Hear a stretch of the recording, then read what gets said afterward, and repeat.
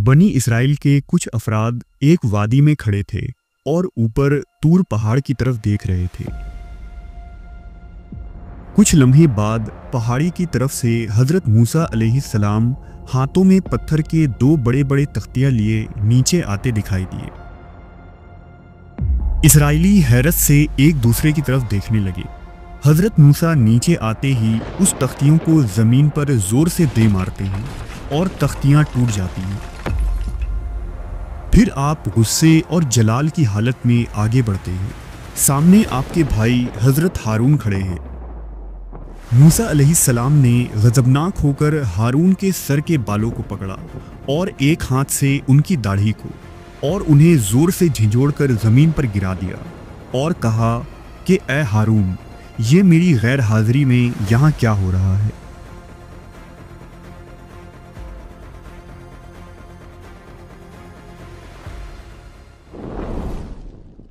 قرآن مجید میں سورہ آل عمران کے مطابق اللہ نے آل ابراہیم اور آل عمران کو فضیلت عطا کی۔ عمران بن قحات دراصل حضرت یعقوب علیہ السلام کے بیٹے لاوی کے پرپوتے تھے۔ روایتوں کے مطابق بنی اسرائیل یوسف علیہ السلام کے زمانے میں کنعان چھوڑ کر مصر آ گئے تھے، لیکن لاوی کی کچھ اولادیں کنعان میں ہی رہیں، لہذا عمران بھی البتہ ایک اسرائیلی تھے، لیکن ان کی زندگی کنعان میں ہی گزری۔ پھر 40 برس کی عمر میں آپ مصر آ گئے اور اپنی چچا زاد یوکابد سے شادی کر لی۔ عمران کی زوجہ یوکابد ایک نیک صفت خاتون تھی۔ کچھ عرصے بعد آپ کے بدن سے ایک لڑکے کی پیدائش ہوئی جس کا نام انہوں نے ہارون رکھا۔ لفظ ہارون کے معنی عبرانی زبان میں سرخ اور سفید کے ہیں۔ چونکہ آپ بہت خوبصورت اور گورے رنگت والے شخص تھے، اس لیے آپ کی والدہ نے آپ کا نام ہارون رکھا تھا۔ جب ہارون علیہ السلام کی پیدائش ہوئی، اس وقت مصر میں سیٹی اول نامی فرعون کی حکومت تھی، جو بڑا ہی ظالم اور جابر حکمراں تھا اور خود کو خدا کہلواتا تھا۔ اس نے بنی اسرائیل کو مصر میں غلام بنا رکھا تھا اور ان سے ذلت آمیز اور سخت کام کروایا کرتا۔ انہی حالات میں حضرت ہارون نے پرورش پائی۔ آپ نہایت ہی بلند قامت، خوبصورت، نرم مزاج، بردبار، صاف اور میٹھی گفتگو کرنے والے اور پرسکون لہجے میں بات کرنے والے انسان تھے۔ حضرت ہارون علیہ السلام نہایت ہی خوش شکل، لمبے چوڑے تھے۔ آپ کا رنگ سفید اور بال گھنگریلے تھے اور آپ بلا شبہ اپنے قبیلے کے سب سے خوبصورت مرد تھے۔ حضرت ہارون کی ابتدائی زندگی کے متعلق بہت زیادہ معلومات نہیں ملتی، البتہ کچھ احادیث، اقوال صحابہ، عبرانی بائبل اور نئے عہد نامہ میں حضرت ہارون کے نبوت کے بعد کے حالات زندگی لکھی ہیں۔ حضرت موسیٰ علیہ السلام حضرت ہارون کے چھوٹے بھائی تھے۔ حضرت ہارون موسیٰ سے 3 برس بڑے تھے۔ ایک دن جب حضرت موسیٰ حورب کے پہاڑی پر بکریاں چرا رہے تھے، تب خداوند نے موسیٰ سے کلام کیا اور انہیں اپنا نبی بنا کر فرعون کی طرف بھیجا تاکہ وہ فرعون کو ظلم و ستم سے باز آنے کی تلقین کرے اور بنی اسرائیل کو غلامی سے آزاد کروائیں۔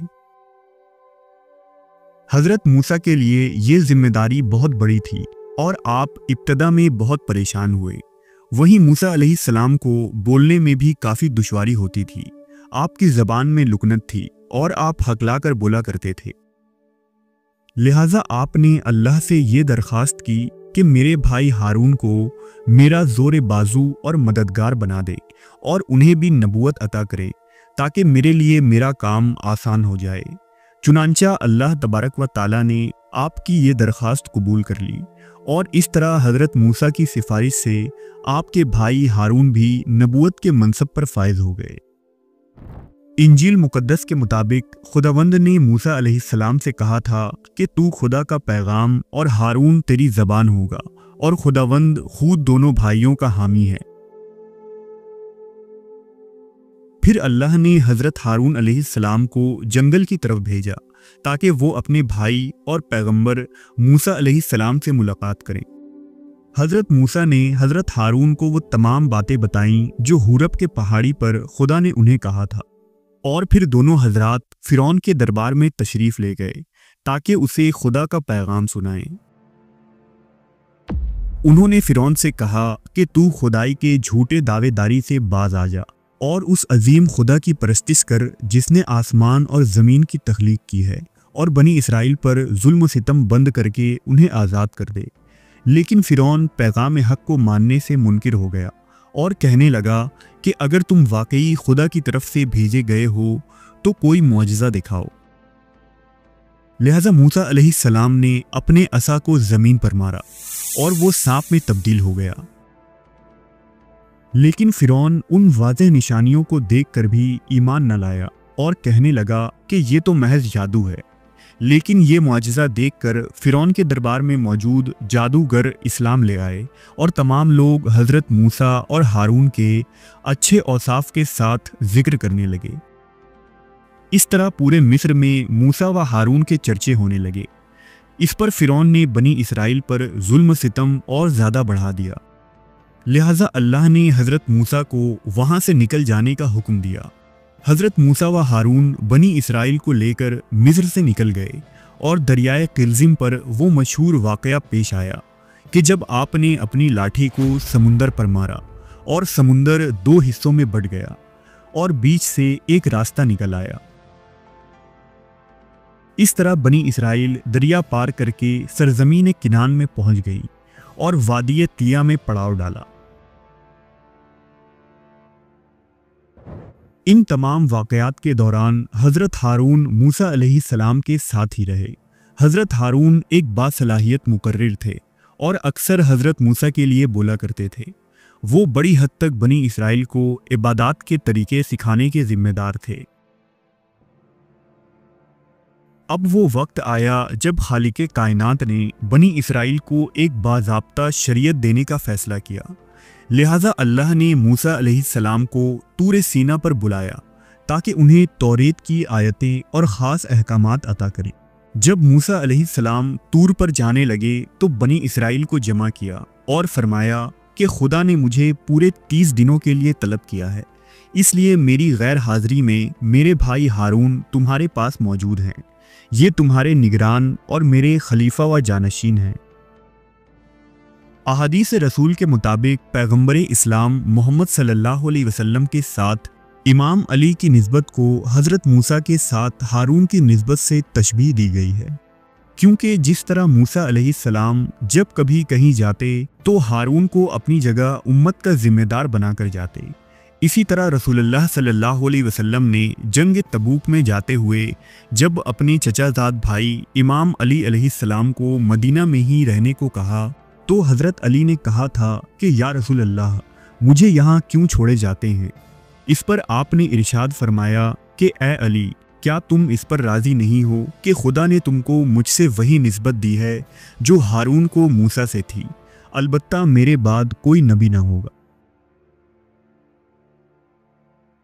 बहरहाल जब मूसा अलैहिस्सलाम कोहे तूर पर अपनी परवरदिगार से राज व न्याज में मसरूफ़ थे तो बनी इसराइल के दरमियान एक वाक़या पेश आया। दरअसल हज़रत मूसा को कोहे तूर पर गए 30 दिनों से ज़्यादा का वक्त गुजर गया और इधर बनी इसराइल के दरमियान फितनों ने जन्म ले लिया।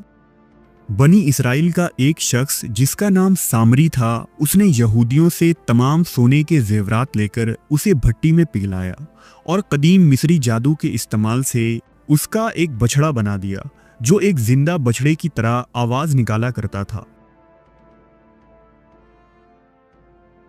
उसने बनी इसराइल को गुमराह किया और कहने लगा कि मूसा अपने खुदा को हमारे पास भूल कर चले गए हैं और वहाँ जाकर वादियों में खुदा को तलाश कर रहे हैं, जबकि खुदा तो हमारे पास है।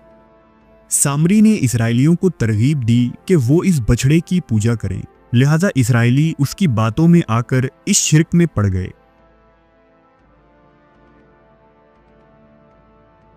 जब हज़रत हारून अलैहिस्सलाम ने ये सब देखा तो लोगों से फरमाया कि ऐसा ना करो, ये तो गुमराही का रास्ता है, मगर उन्होंने हज़रत हारून की बातों को मानने से इनकार कर दिया और आप अलैहिस्सलाम को कत्ल करने की धमकी दी। चूँकि हज़रत हारून नरम तबीयत के मालिक थे और आपके मिजाज में हज़रत मूसा की तरह शिद्दत और रौब नहीं था, लिहाजा आप इसराइलियों को इस कुफ्र से रोकने में नाकाम हो गए। जब हजरत मूसा 40 दिनों के बाद तूर से वापस नीचे आए और अपनी कौम को बछड़े की इबादत करते हुए पाया तो इस कदर गजबनाक हुए कि गुस्से में उन तख्तियों को ज़मीन पर दे मारा और उन्हें तोड़ दिया जिसमें खुदावंद ने उन्हें तौरेत के अहकाम लिख कर दिए थे। हजरत मूसा इस बात पर शदीद गजबनाक हुए कि उन्होंने अपने भाई हारून को जिस काम पर मुकर्रर किया था उन्होंने उसे पूरी दयानतदारी के साथ अंजाम नहीं दिया है। चूंकि हजरत मूसा जलाली तबीयत के मालिक थे इसलिए सख्त जोश व गज़ब में आकर उन्होंने हजरत हारून की दाढ़ी और सर पकड़कर उन्हें झंझोड़ना शुरू कर दिया और कहने लगे कि ए हारून, जब तुमने उन्हें गौशाला परस्ती करते देखा तो उन्हें इस कुफ्र से क्यों न रोका? क्या मैंने इसलिए तुम्हें अपना जानशीन मुकर्रर किया था? तुमने अपनी जिम्मेदारी को ये किस तरह निभाया है? इस पर हारून अलैहिस्सलाम ने सफाई देते हुए कहा कि ए मेरे भाई, कौम ने मुझे कमज़ोर ख्याल किया और मेरी जान के दुश्मन हो गए। मैंने कोई कोताही नहीं बरती, अलबत्ता मैं कमज़ोर पड़ गया और उन पर गालिब ना आ सका, लेकिन मैंने उनकी इस्लाह की हर मुमकिन कोशिश की। चुनांचा मूसा अलैहिस्सलाम को एहसास हुआ कि बनी इसराइल इस कुफ्र व शिर्क के खुद जिम्मेदार हैं और असल मुजरिम हज़रत हारून नहीं बल्कि सामरी है जिसने इसराइलियों को गुमराह किया है, जबकि हारून अलैहिस्सलाम ने अपनी जिम्मेदारी निभाने में कोई कसर न छोड़ी। चुनांचा हज़रत मूसा ने अल्लाह से दुआ की कि ए मेरे परवरदिगार, मुझे और मेरे भाई को माफ़ कर दे और हमें अपनी रहमत में दाखिल कर। फिर हज़रत मूसा ने हुक्म दिया कि गौशाला परस्ती करने वाले लोग सामरी की तरफ हो जाएं और जो लोग अब भी मूसा के रब पर ईमान रखते हैं या तौबा करना चाहते हैं वो मेरी तरफ आ जाएं। लिहाजा इसराइली दो ग्रोह में बढ़ गए और फिर मूसा अलैहिस्सलाम के हुक्म से गौशाला परस्ती करने वालों को मौत की सज़ा दी गई। बनी इसराइल अपनी गुनाहों और नाशुक्री की वजह से सालों तक वादी तिया में भटकते रहे। इस दौरान हज़रत हारून इसराइलियों को हर दिन नसीहत करते, उन्हें तौरेत का पैगाम सुनाते और उन्हें खुदा के 10 मखसूस अहकाम यानी 10 कमांडमेंट्स की तालीम देते। इस तरह हज़रत मूसा की ज़िंदगी में ही हज़रत हारून को न सिर्फ एक नबी बल्कि मूसा अलैहिस्सलाम के तर्जुमान और इसराइलियों के रूहानी पेशवा और इमाम का दर्जा हासिल हो गया था और बनी इसराइल हज़रत हारून की निहायत ही इज़्ज़त व एहतराम किया करते थे। हज़रत मूसा और हारून अलैहिस्सलाम के तमाम वाक़यात हयात तकरीबन एक साथ ही गुजरी हैं। यही वजह है कि कुरान मजीद और दूसरे आसमानी किताबों में आप दोनों भाइयों का नाम एक साथ आया है। हज़रत हारून ने 123 साल की उम्र पाई थी, लेकिन आपकी वफ़ात मूसा अलैहिस्सलाम से पहले हो गई थी। हज़रत हारून की वफ़ात का वाक़या भी निहायत ही अजीब व गरीब है, जो मुख्तलिफ़ तारीख़ी किताबों और अक़वाल में दर्ज है, जिसके मुताबिक एक दफ़ा खुदा ताला ने मूसा अलैहिस्सलाम को अपने भाई हारून के साथ कोहे तूर पर बुलाया। लिहाजा आप दोनों हजरात कोहे तूर के लिए रवाना हो गए।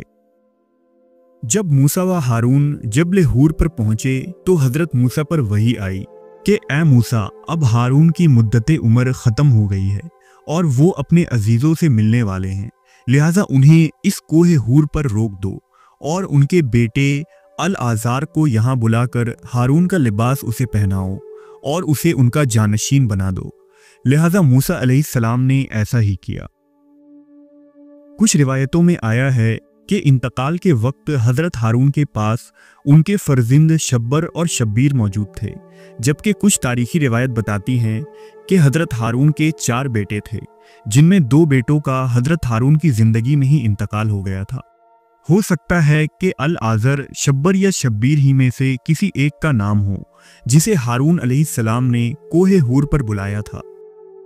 हज़रत हारून के उन 2 बेटों के मुताल्लिक एक मशहूर रिवायत है कि जब हज़रत फ़ातिमा अलैहिस्सलाम के यहाँ हसन व हुसैन की पैदाइश हुई तो रसूलुल्लाह सल्लल्लाहु अलैहि वसल्लम तशरीफ़ लाए और उन्हें देखा और फिर उनका नाम रखा और फरमाया, मैंने हसन और हुसैन का नाम हज़रत हारून अलैहिस्सलाम की औलाद शब्बर और शब्बीर के नाम पर रखे हैं।